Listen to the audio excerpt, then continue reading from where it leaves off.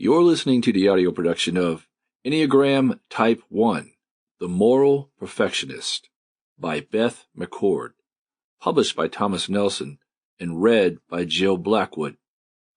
Please note that you may download an accompanying PDF that provides enhanced materials for this audiobook. To download the PDF, please visit thomasnelson.com/p/Enneagram Audio.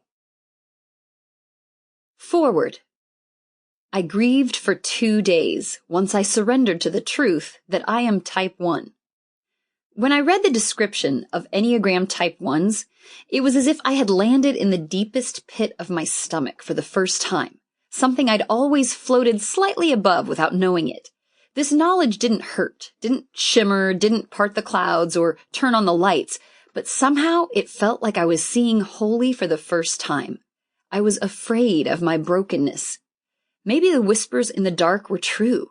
Do you know the ones? The ones of the accuser, who points out every flaw, every mistake, every error. The Enneagram named this for me, the inner critic. And as I read the description of the inner critic, tears poured down my cheeks. Not everyone has this. Others aren't constantly berated, told to sit straighter, do better, make wiser choices, to remain always above reproof with a bar that is constantly being raised, perfection continually out of reach. If this voice sounds familiar to you, then you may also be Type 1. But my beautiful, beloved friend, the wonderful news is that your journey is just beginning. The voice of the Holy Spirit is louder than the voice of the inner critic. He turned on the light in the room the Enneagram revealed. I reflexively covered my eyes, afraid of the festering evil that must live in the center of my being.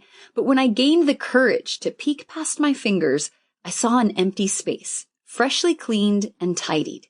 I remembered the truth. My life is hidden with Christ.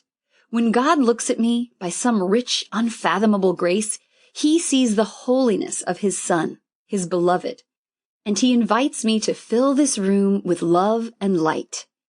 The room can still echo with my fears, my motivations to be right, do right, and remain above reproach. They still anxiously check in to make sure nothing is out of place.